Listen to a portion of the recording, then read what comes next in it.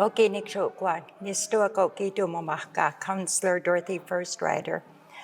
I would like to share with you some information on the timber limit claim, the settlement agreement, and the trust agreement that is going to be voted again by Blood Tribe members on November the 23rd.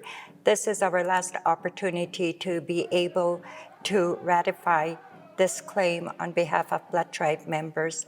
The timber limit was established in 1889, and it was set aside for the use and benefit of all Blood Tribe members. Then in 1914 to 1940, the tribe had experienced a lack of access and loss of use within those areas. As well, some of the park regulations were applicable to our timber limit reserve. So just to put it very simply is that the claim is all about loss of use, loss of access, and park regulations being imposed on the claim. This isn't about a land surrender, and the lands have not been sold. This is all about compensation for the loss of use and loss of access. It has taken the tribe 23 years to be able to reach a successful conclusion with Canada through specific claims to resolve this claim on behalf of Blood Tribe members. And if we don't have a successful second vote on it, then the file is forever closed with specific claims and we won't be able to pursue it any further. So on behalf of negotiating team and chief and council, I would like to encourage all of you to go out and support this vote by voting in favor of it. We did work very hard on this claim and we were able to reach a successful conclusion with approximately $49 million coming to the tribe. Thank you very much. Okigana Nisokoki do Minimaki. Maria Russell, a member of Blood Tribe Council. I just want to elaborate on the use of the compensation. There will be a per capita distribution of $1,500 per member. Conclusion of negotiations and ratification costs of approximately $450,000. Long-term investment fund of $5 million. Distribution of capital up to a maximum of $10 million for road repairs on the Blood Reserve, up to a maximum of $10 million for a water line delivery system from Moses Lake North along Highway number 2, a maximum of $3 million for phase 1 of the standoff infrastructure, up to a maximum of $672,468 for the Moses Lake Water and Sewer Sanitation Lift Station.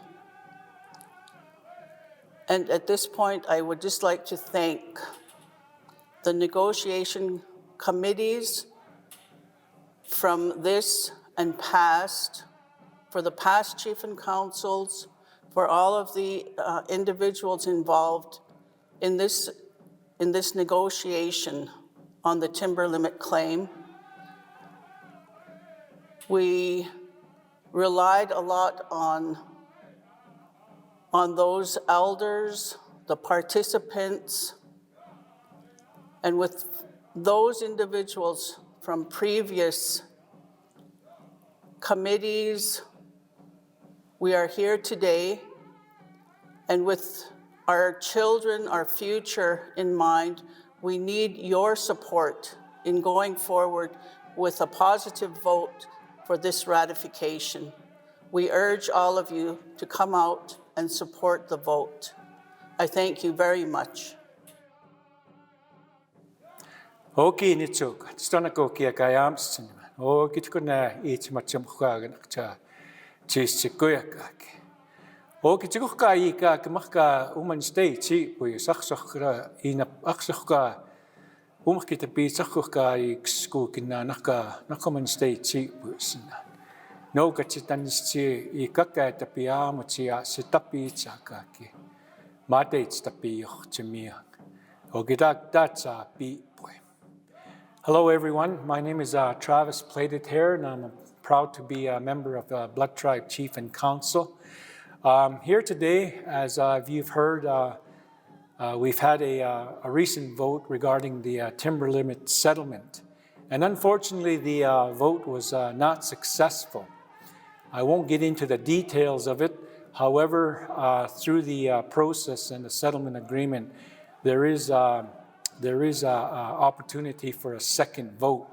And that is what I'm here to help, along with my colleagues with the Blood Tribe government and council, to encourage all of you that even though you may have voted in the first round, you still have to vote on the second round again. So we encourage you once again to come out and vote, whether it's online or in person. And if you didn't vote the first time, now you have an opportunity to come out. We hope that you have all did your due diligence in asking questions and understanding what the timber limit claim is all about.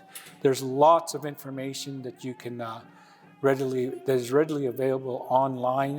There are different ways you can, and there'll be a lot more information out there. And you're always welcome to give me a call, and I'll be more than happy to assist anyone who has any questions in regards to the claim.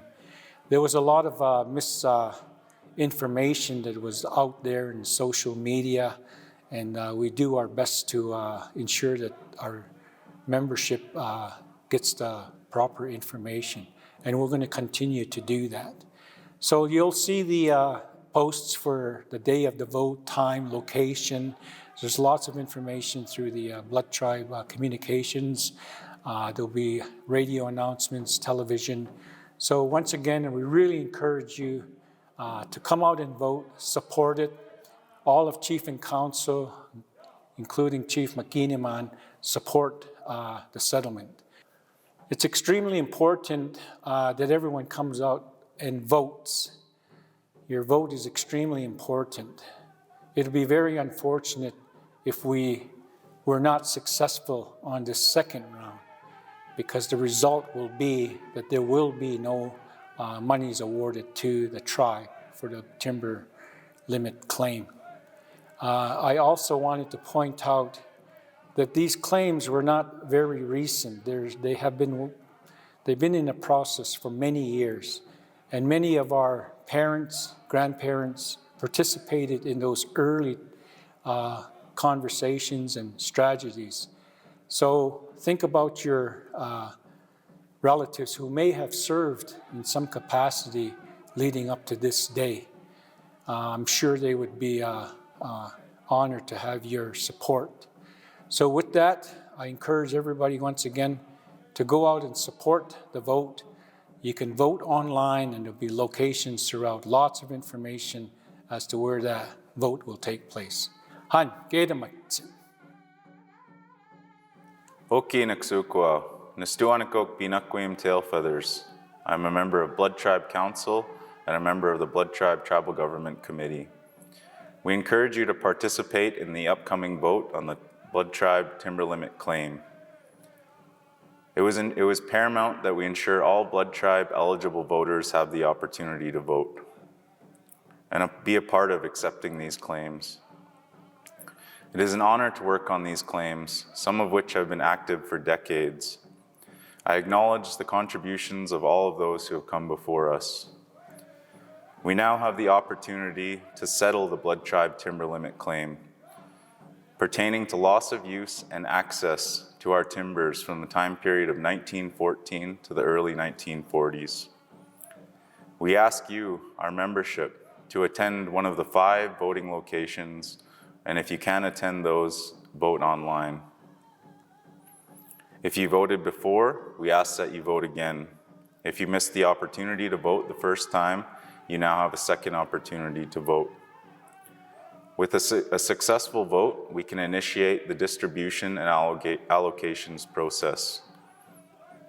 And we can move forward with settling this historic grievance with Canada. Thank you. Kitakamatsin. Okay, Natsukwa, Nasto Anako Soyikayaki. My name is Robin Littlebear. I am your ratification officer for the second and final vote for the Timber Limit Specific Claim Settlement. Voting day has been set for November 23rd, for in-person voting, and we have electronic voting beginning on Monday, November 20th, up until Wednesday at midnight. We encourage you to register early at onefeather.ca. And for in-person voting, we encourage you to attend one of our 5 polling stations. Our first polling station is in Standoff at the Multipurpose Building. Our second polling station is in Moses Lake at the Moses Lake Community Hall. Our third polling station is in Laverne at the Laverne Community Hall. And our fourth polling station will be in Lethbridge at the Seguhkatuki Friendship Society Center. And our fifth polling station will be in Calgary at the Delta South Hotel. Voting will begin at 9 a.m. to 8 p.m. on November 23rd. And once again, electronic voting will begin at 9 a.m. on Monday, November 20th, and the electronic poll will close Wednesday at midnight. For all those voters that are interested in voting online, we encourage you to register now. Registration is open now at onefeather.ca. And for more information on the Timber Limit Specific Claim Settlement, please go to bloodtribe.org. Thank you.